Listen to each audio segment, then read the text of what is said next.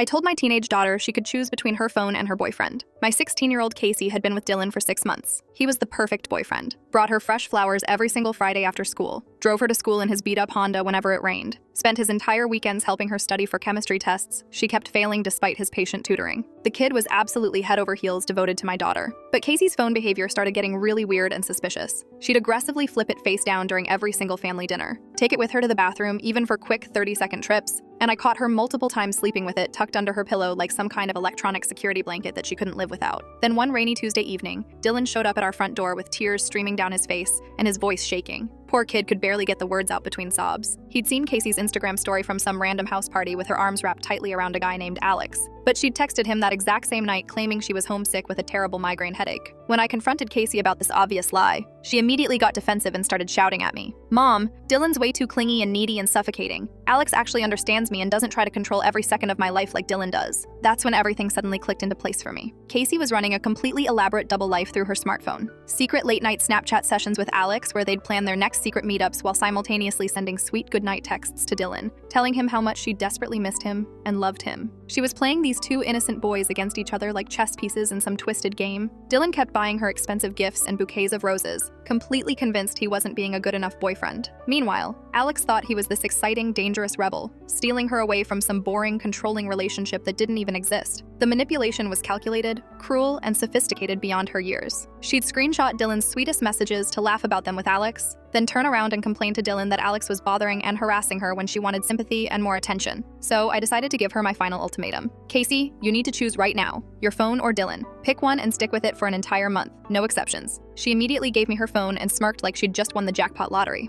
Easy choice, Mom. Dylan will understand and forgive me. He always does whatever I want. But here's what Casey didn't anticipate at all. Without her phone as a coordination tool, she couldn't juggle her elaborate double life anymore. No phone meant she actually had to spend real, unfiltered face-to-face time with both guys, instead of managing them through carefully crafted text messages and social media posts. Alex got completely bored within the first week when there was no more sneaking around or secret messaging. Turns out half his attraction was the thrill of the forbidden romance, not actually liking Casey as a person or wanting a real relationship. Dylan started noticing how completely different Casey acted when she couldn't hide behind her screen. Without constant texting to smooth things over, he saw how dismissive, mean, and selfish she actually was in person during their dates. By the end of week 2, Alex completely vanished. Casey received a message with a video of 3 girls from her class laughing, explaining they'd invented Alex entirely. They'd used an older guy for meetups, coordinated every text, watched Casey destroy Dylan for someone who didn't exist. These were girls Casey had bullied relentlessly in middle school, and this was payback years in the making. Casey had developed genuine feelings for fake Alex, and realizing she'd been played, broke something fundamental in her. She grabbed her car keys, and I saw a kitchen knife was missing. I chased her to the first girl's house, but Casey was already inside, and I heard screaming. I hit that front door so hard I thought my shoulder would pop out of its socket. The lock gave way, and I stumbled into the hallway just as Casey lunged at one of the girls with the knife raised above her head. I tackled her from the side, and we both crashed into the wall, hard. The knife went skittering across the hardwood floor and disappeared under a console table. Casey fought like an absolute animal underneath me, all nails and teeth and thrashing limbs. She was screaming so loud her voice cracked, and I swear the neighbors 3 houses down probably heard her. "They destroyed the only real thing in my life! The only real thing!" The girl's dad came thundering down the stairs in his bathrobe and helped me pin Casey's arms behind her back. She was still screaming, tears and snot running down her face, making these horrible choking sounds between words. "Alex understood me. He actually understood me, and you just made him up to hurt me. He was the only person who ever actually got me." The girl Casey had tried to attack was pressed against the wall, hyperventilating, her mom on the phone with the police. I could hear the dispatcher's voice asking questions, but everything sounded underwater and far away. "Please," I begged the girl's parents. "Please don't call the cops. She's 16. This will destroy her entire future. I'll get her help. I promise I'll get her help." The dad looked at me like I'd lost my mind, and honestly, maybe I had. But after a long moment, he nodded at his wife and she hung up the phone. "Get her out of my house," he said. "And if she ever comes near my daughter again, I'm not giving you a second chance." I managed to get Casey to the car somehow. She went completely silent during the drive home, which was almost worse than the screaming. I kept glancing over at her in the passenger seat. She was just staring out the window with this blank expression, like someone had unplugged her brain. But then I noticed her wrist moving, her Apple Watch. She was still getting messages on her Apple Watch, probably from those girls or someone at school who'd already heard what happened. The little screen kept lighting up with notifications, and I could see her scrolling through them with her thumb. I pulled over on the highway right there, didn't even care that cars were honking and swerving around us. Yanked that watch off her wrist so hard the band broke, and threw it out the window. It bounced twice on the asphalt before a semi-truck crushed it into basically electronic dust. Casey didn't even react. She just kept staring straight ahead like I wasn't even there, like nothing I did mattered anymore. When we got home around 10:30, Dylan was sitting on our porch steps, just sitting there in the dark with his phone in his hands, and this weird, calm expression on his face that didn't match the situation at all. Casey saw him and her whole body went rigid. "What are you doing here?" Dylan stood up slowly, brushing off his jeans. He held out his phone toward her. "I made you something. Thought you might want to see it before everyone else does tomorrow morning." He pressed play, and I heard Casey's voice coming from the speakers, loud and clear. A whole video montage of clips, maybe 30 or 40 of them, all stitched together with these smooth transitions like he'd actually spent time editing it. Casey's face in every single one, laughing with different friends at different times, saying the most vicious things about Dylan I'd ever heard come out of her mouth. He's so pathetic, honestly. Like a puppy that won't stop following me around. It's actually kind of sad. I swear to God, if he brings me one more bouquet of roses, I'm gonna lose it. Does he think I'm running a funeral home or something? Dylan thinks we're gonna get married or whatever. It's actually kind of sad. I told Becca I'm just keeping him around until someone better shows up. He's like a placeholder boyfriend. The video went on and on. Casey calling him desperate. Casey imitating the way he talks, making her voice all high and whiny. Casey telling her friends she was only with him because he'd do literally anything for her, and it was convenient. Casey laughing about how he probably cries himself to sleep thinking about her. But Dylan wasn't crying now. He was smiling this cold smile I'd never seen on his face before. Casey's face had gone completely white. How did you? Your friends, Dylan said simply, like it was the most obvious thing in the world. The ones you sent these to. They've been sending me screenshots for months. Every single insult, every time you called me pathetic or desperate or boring. I've got all of it saved in a folder on my laptop, organized by date. You're lying. Am I? Dylan's smile got wider. He scrolled through his phone and showed her dozens of text threads. Girls Casey thought were her friends, all of them feeding Dylan information. Timestamps going back to October, November, December, 6 months of receipts. Want to see more? I've got voice memos too. That time you told Jess I probably had a small dick? Yeah, she recorded that and sent it to me. I just stood there with my mouth open. This kid had been playing her the entire time. And honestly, I didn't know whether to be horrified or impressed. Every flower I brought you, Dylan continued, taking a step closer to Casey. Every ride to school in the rain? Every Friday night I spent helping you study chemistry even though you never actually studied and just spent the whole time on your phone? That was all an act, Casey. I was documenting everything, building a case. Casey made this choking sound in her throat. Why would you? Because I wanted to prove you were exactly who I thought you were. Dylan put his phone back in his pocket. Those 3 girls who made up Alex? They came to me in September, before we even started dating. They told me what you did to them in middle school, how you spread rumors that Olivia's mom was sleeping with her tennis coach, how you photoshopped Jenna's face onto inappropriate pictures and sent them around the school. They asked if I wanted to help them get back at you. I said yes, but not because I cared about their revenge. I had my own reasons. He took another step closer to Casey, and I saw her actually flinch back, which was something I'd never seen her do before. I wanted to prove that you were irredeemable, that no amount of kindness or patience or love would ever change who you are at your core. So I played the perfect boyfriend while collecting evidence of every cruel thing you said and did. And you know what? You made it really, really easy. You couldn't help yourself. Dylan, please. I've already sent everything to Principal Hayes, and to every parent in our grade. I've got a whole email list, and I posted the whole video compilation on Instagram about 20 minutes ago with the caption, "The Real Casey Anderson." So by tomorrow morning, literally the entire school will know exactly who you are. Your reputation is done, Casey. Completely destroyed. And honestly, he laughed, but it wasn't a happy sound at all. It was bitter and sharp. You did this to yourself. I just held up the mirror. He walked past both of us, got in his Honda, and drove away. Casey just stood there frozen on the porch, staring at the spot where his car had been, her mouth hanging open like she couldn't process what had just happened. I grabbed her arm harder than I meant to. Upstairs. Now. She didn't fight me. I think she was in actual shock. I got her up to her room and told her to stay there while I tried to figure out what the hell to do next. But I couldn't stop thinking about what Dylan had said. 6 months. He'd been planning this for 6 months. Part of me felt sick about it, like this was cruel and calculated and wrong. But another part of me thought about that kid showing up at our door in tears, genuinely hurt, and wondered if maybe Casey had earned exactly what she got. Maybe this was just consequences finally catching up to her. I paced around the living room for maybe an hour, my mind going in circles. Then I realized I needed to understand how deep this went. I needed to see the real damage. I went back up to her room and found her just sitting on her bed, staring at nothing, her hands folded in her lap like she was in a trance. I didn't ask permission. I just opened her laptop, which she'd left on her desk, still logged into everything, and I started going through her files. That's when I found the folders. 19 different folders, each one labeled with a person's name. I recognized some of them immediately. Dylan,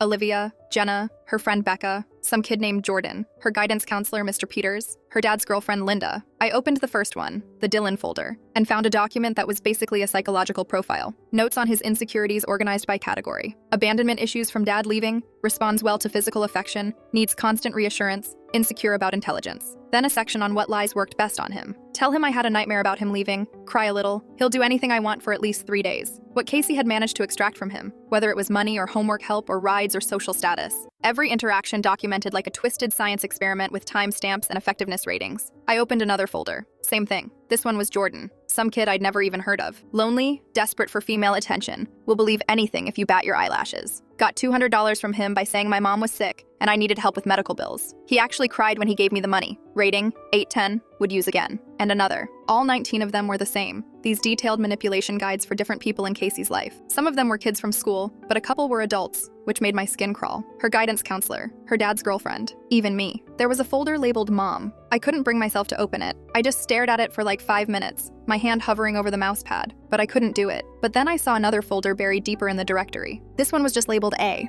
I clicked it open and my breath caught in my throat. Hundreds of pages. Actual diary entries written directly to Alex like he was a real person reading them. Screenshots of their conversations going back weeks. Plans for their future together written out in detail. Casey talking about the college they'd go to together, the apartment they'd get, the life they'd build, how she was going to introduce him to me on her 17th birthday, how she wanted to lose her virginity to him, and she'd been researching hotels and reading articles about how to make it special, how she'd been thinking about running away with him to start over somewhere new, where nobody knew either of them and they could just be themselves. This wasn't like the other folders at all. There was no clinical analysis, no manipulation tactics, no ratings. This was real emotion, raw and desperate and completely genuine in a way I hadn't seen from Casey in years, maybe ever. The Revenge Girls had accidentally created the one person Casey had ever wanted to be honest with. I heard footsteps behind me and turned to find Casey standing in the doorway. Her eyes went straight to the laptop screen and she saw exactly what I was reading. "Get out of that." Her voice was flat and cold. "Casey, I said get out of it." She crossed the room in 3 steps and slammed the laptop shut so hard I thought she might break the screen. "That's private. You have no right. You have files on 19 different people documenting how to manipulate them," I said. "Nothing in here is private anymore. Nothing." She picked up the laptop and held it against her chest like I might try to grab it. The others don't matter. They were just practice. Just ways to get what I needed. But Alex was different. Alex wasn't real. "I know that!" She was screaming now, her face turning red. "I know he wasn't real, but what I felt was real. For the first time in my entire life, I actually wanted to be honest with someone. I was going to tell him everything." "Tell him what?" She started pacing back and forth across her room, still clutching the laptop. "About Dylan. About all of it. About how I'm empty inside and I don't feel things the way normal people do. I don't feel guilty when I hurt people. I don't feel bad when I lie. I just feel nothing most of the time. But with Alex, I felt something. I actually cared. I thought if Alex knew the real me and still loved me, maybe I wasn't actually broken.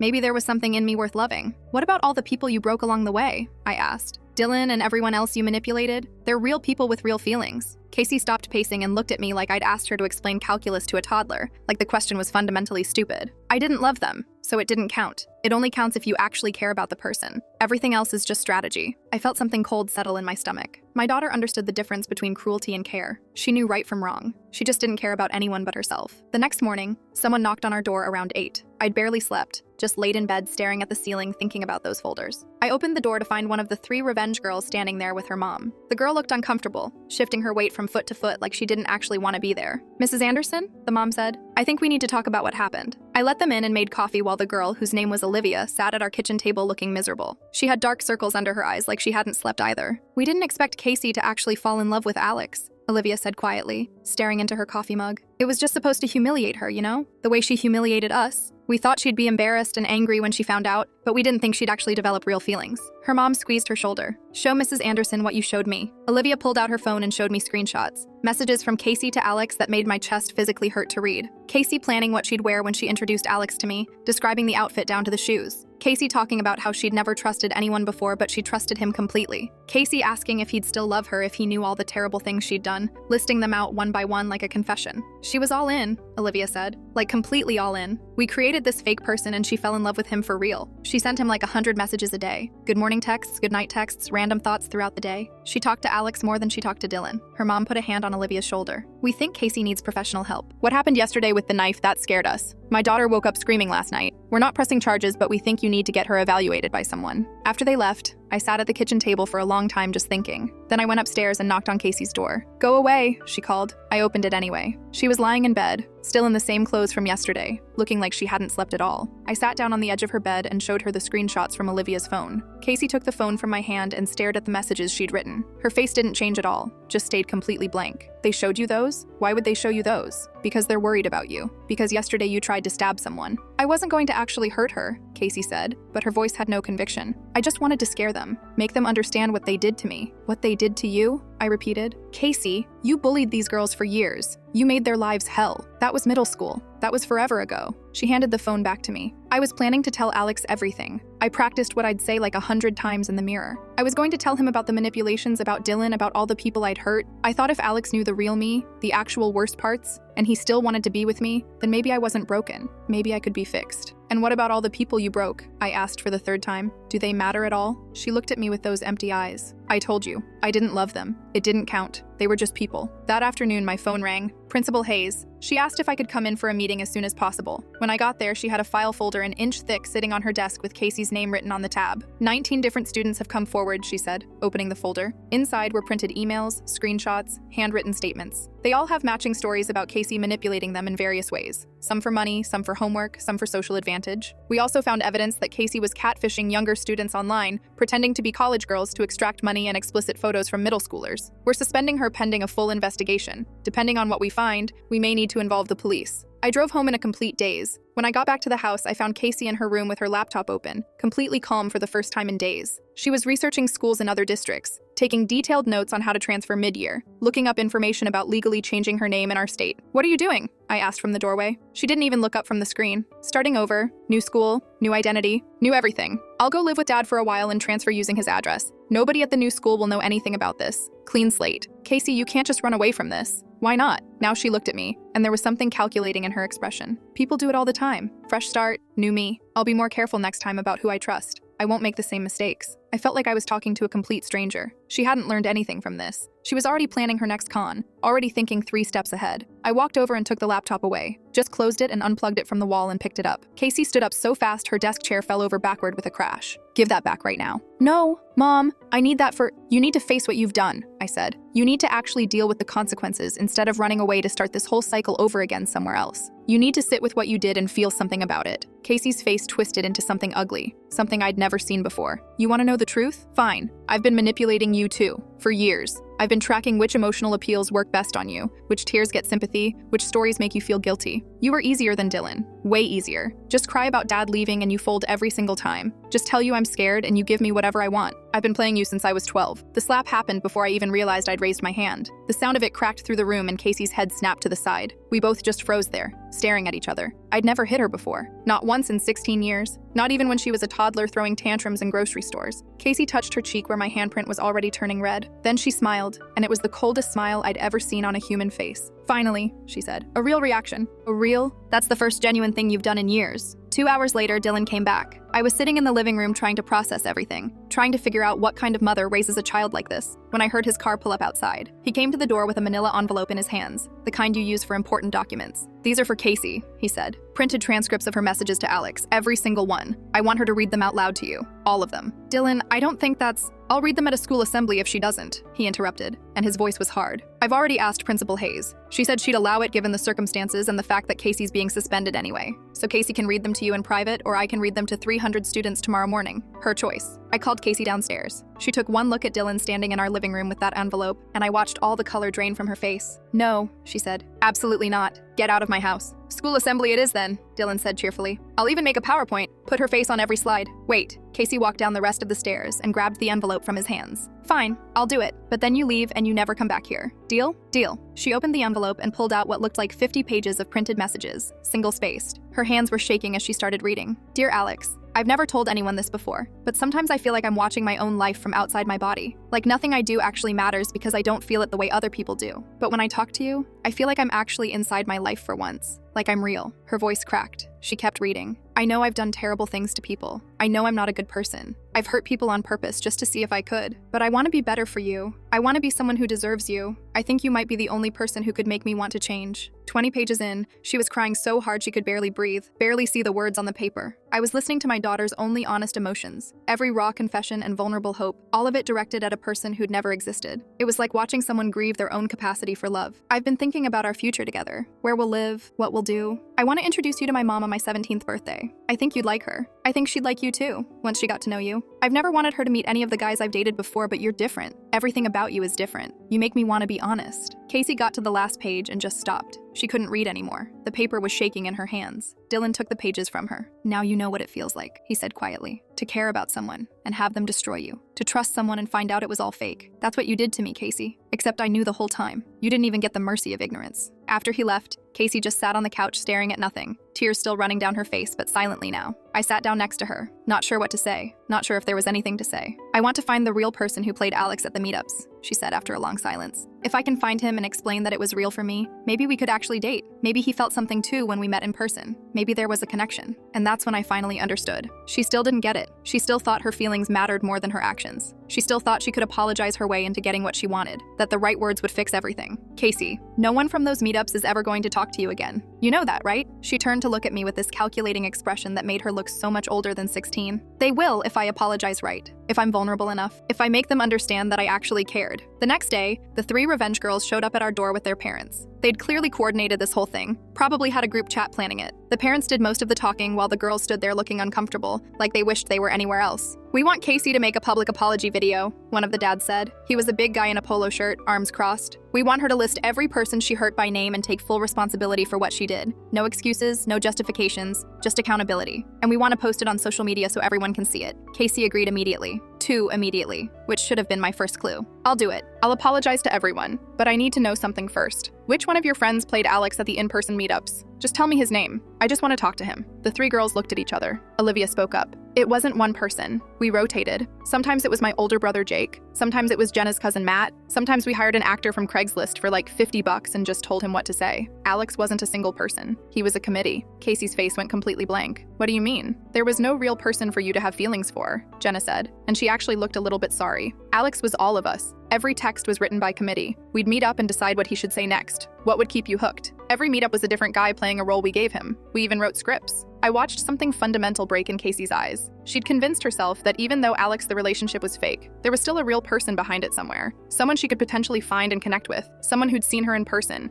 and maybe felt something real even if he didn't know the full context. But there was nothing. Just a rotating cast of strangers reading lines, playing a character these girls had created specifically to hurt her. We set up Casey's phone to record the apology video. She sat in our living room with the 3 girls and their parents watching, everyone in a semicircle around her like an audience. I pressed record and she started talking, reading from a list she'd written on notebook paper. My name is Casey Anderson. I want to apologize to the following people for manipulating and hurting them. She started listing names: Dylan, Olivia, Jenna, Caitlin, other kids from school whose names I recognized from her folders. Her tone was completely flat, emotionless, like she was reading a grocery list at the supermarket. I'm sorry for what I did to you. I was wrong. I hurt you, and that wasn't okay. She got about halfway through the list and then just stopped. She looked directly at the camera, and I saw something shift in her expression. Actually, no, I'm not sorry I hurt you. I'm sorry I got caught. The only thing I regret is believing Alex was real. If I'd known he was fake from the start, I would have been more careful. I would have protected myself better. I would have won this game. She reached over and deleted the recording before anyone could stop her. Just tapped the trash icon and it was gone. Get out of my house, she said to all of them. We're done here. This was a waste of time. The parents started threatening legal action, but I knew Casey was untouchable, and so did they. She was a minor. Everything had happened online or at school. The catfishing stuff was bad, but the police would probably just give her a warning. There was no case that would actually go anywhere, and they knew it too. They left angry, but they left. That night, I couldn't sleep. Around 2 in the morning, I got up to check on Casey and found her in her room doing something that made my skin absolutely crawl. She'd taken a black Sharpie and was writing on the dark screen of her old phone, the one I'd confiscated on the first day, writing a message like she was texting someone who could actually read it. I stood in the doorway reading what she'd written. Dear Alex, I know you weren't real, but what I felt was. That's more than I've felt for anyone, including my own mother. You win. You destroyed the only part of me that could feel anything good. I hope you're proud. Who are you writing to? I asked from the doorway. She didn't look up, just kept writing. The only version of myself I ever liked. The one who could actually feel something real. The one who wanted to be better. She was finally broken, but not in a way that would make her better, or teach her empathy or turn her into a good person. Just broken enough to be more careful, more calculating, more dangerous. 3 months went by. They felt like 3 years. Casey moved in with her dad across town and transferred to a school in his district. She took all her stuff in trash bags and boxes and didn't say goodbye. I barely heard from her except for occasional texts asking for money or information she needed for school paperwork. Her dad sent me updates that were always the same. She's doing fine, making friends, staying out of trouble. I think the change of scenery is good for her. Then one Tuesday evening, my phone rang. Dylan, Mrs. Anderson, I hope it's okay that I'm calling. I don't know if I should be telling you this, but but I've been looking at Casey's new Instagram account. My stomach dropped. I hadn't looked at her social media in months, had actually muted her account so I wouldn't be tempted. And she's already dating someone, some guy named Tyler from her new school. She's posting all the same stuff she posted when we were together. Cute couple photos with the same poses, captions about how amazing he is, how lucky she is, how he's her soulmate. It's like watching a rerun of a show you've already seen. Dylan, do you think she learned anything? His voice was quiet, smaller than I'd ever heard it. Do you think any of this changed her at all? Or did we just teach her how to be better at hiding what she really is? I pulled up Casey's Instagram on my phone while he was talking, scrolled through her recent posts from the last few weeks. There was Tyler, tall, athletic-looking, smiling at the camera with his arm around my daughter. Casey looking up at him with this adoring expression I recognized immediately because I'd seen her use it on Dylan 100 times. Different boy, exact same performance. Even the captions were similar. Lucky me and how did I get so blessed? And every day with you is an adventure. My phone buzzed with a text while I was looking at her Instagram, a number I didn't recognize. Hi, Mrs. Anderson, this is Tyler. I'm dating your daughter, Casey. I got your number from her dad's phone when we went to his place for dinner. I just wanted to reach out and say that Casey is honestly the most amazing person I've ever met. Is she always this wonderful? I feel like I hit the jackpot. I stared at that message for a long time. My fingers hovered over the keyboard. I typed run and looked at it, then I deleted it. Typed, she's not who you think she is, and deleted that too. Typed, check her phone when she's not looking, and deleted it. Tyler was going to learn about Casey the same way Dylan did, the same way everyone eventually did, the hard way. And maybe he needed to learn it himself. Maybe that was the only way anyone ever learned anything real. I put the phone back to my ear. She learned exactly what she wanted to learn, Dylan. How to not get caught next time. That's what I thought, he said. I just wanted to make sure I wasn't crazy for thinking that. Thanks, Mrs. Anderson. I hung up and sat there in my living room for a long time, looking at Tyler's text message. Then I blocked Casey's number. Some people don't get better. They just get better at hiding.